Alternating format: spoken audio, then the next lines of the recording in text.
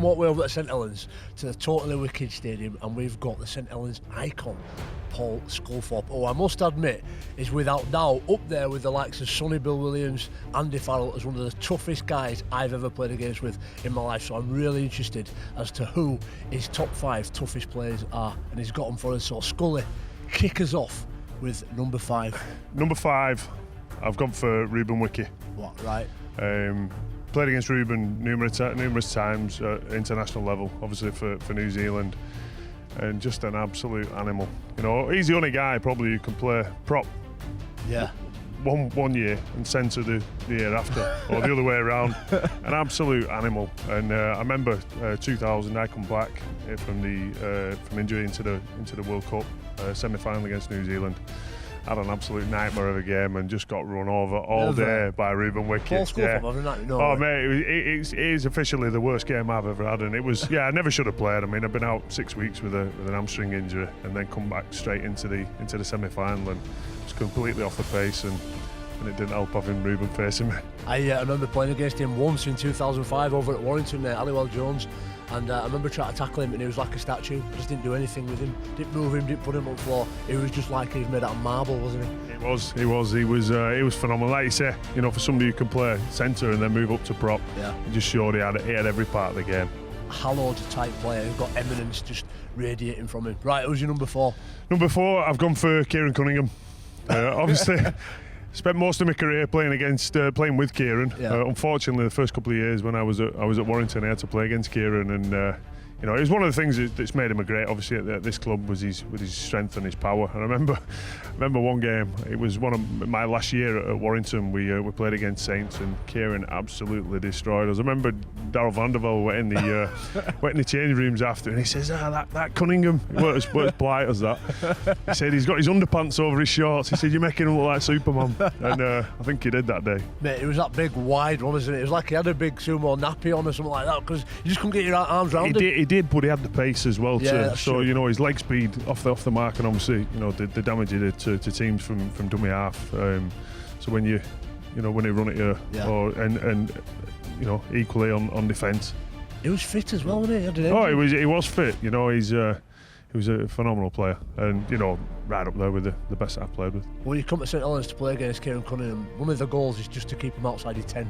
Because if they get near try line, who's going to stop him? He's going to take 5 or 6 to pull him down, and then Longley, Scully, get you on edges. All right, Cunningham. So that's one English guy. I'm interested. Who's number 3? 3, I've gone for Gorden Tallis. Wow. Played against Gordon for Australia and for Brisbane. Unbelievable. Just an absolute competitor, and one who, again, just, you know, certainly put his body on the line and put your body on the line as well.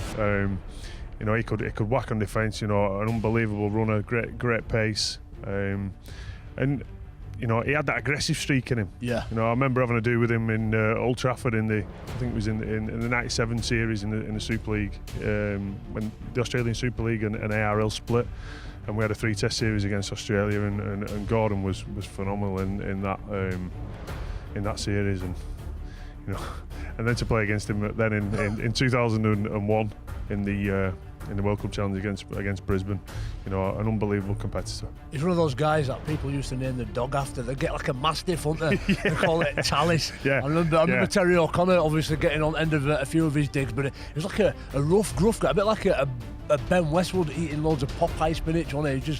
Yeah, it was, and like you say, you know, Terry will be the first to tell you could back it up as well, and yeah, just as I say, just an out-and-out rugby player. You know, be it attack, be it defence. You know, be it, you know, the aggressive side of him, and just a shame. You know, obviously he retired early through injury, because, you know, not disappointing when you have to play against him, but you know, players like that we want to see in the game, and you know, again, up there with the best of them. Certainly. So take us on to your number 2. Number 2 was Stephen Kearney.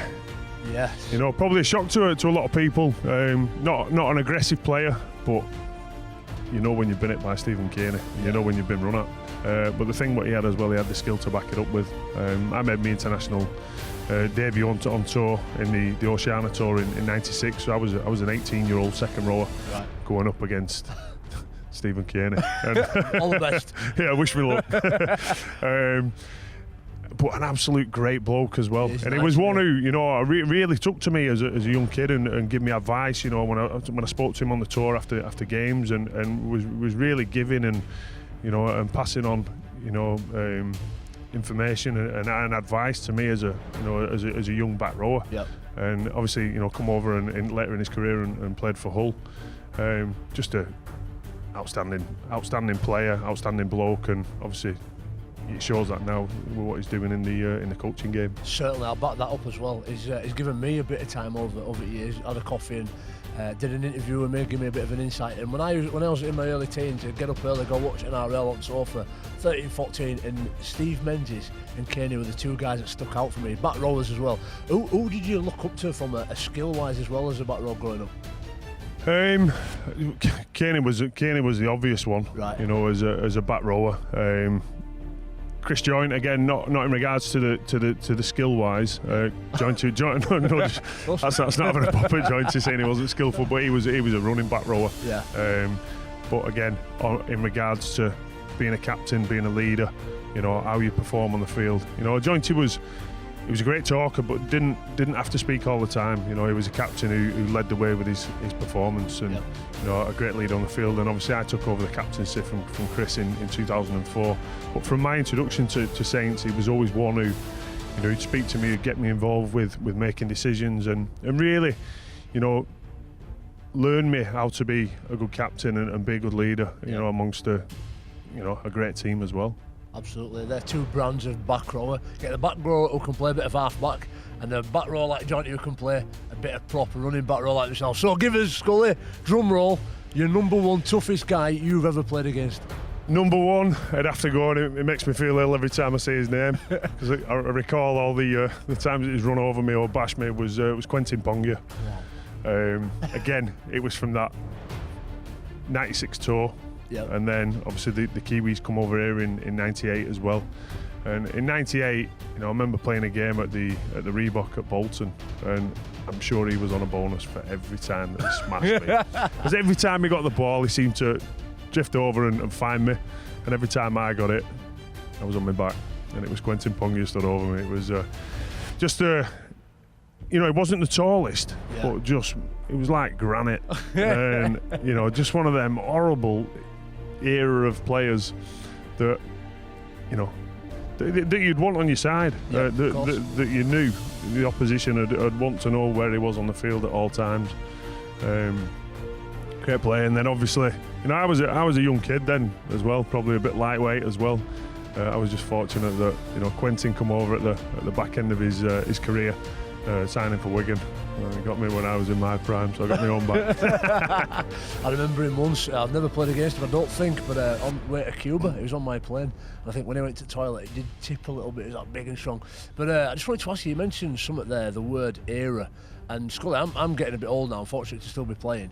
But for me, I don't know if it's because I'm a bit older, but when you think about lads like Matauti or I don't know, a Viner Colo and some of those guys with ethnicity in the fast twitch muscle fibres, I don't seem to come across as many of them. And I don't know whether players are written and trying to find the flaw as compared to just trying to cause absolute mayhem and destruction like cannonballs. Do you think game's changed a little bit? I think it has changed, and I think yourself, you're still involved, and coaches will speak. It's all about winning the ruck now. Yeah. It's all about ruck speed. How quick you can get off as defenders, and obviously how quick you can play the ball, and you can see with the nines. All hookers now, they're all runners.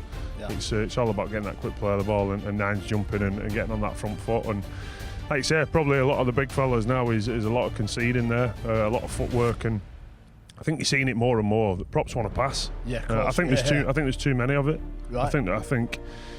Still for me, rugby is a game that's played north-south, and it's about getting on top of your opposition and running over people or running through people.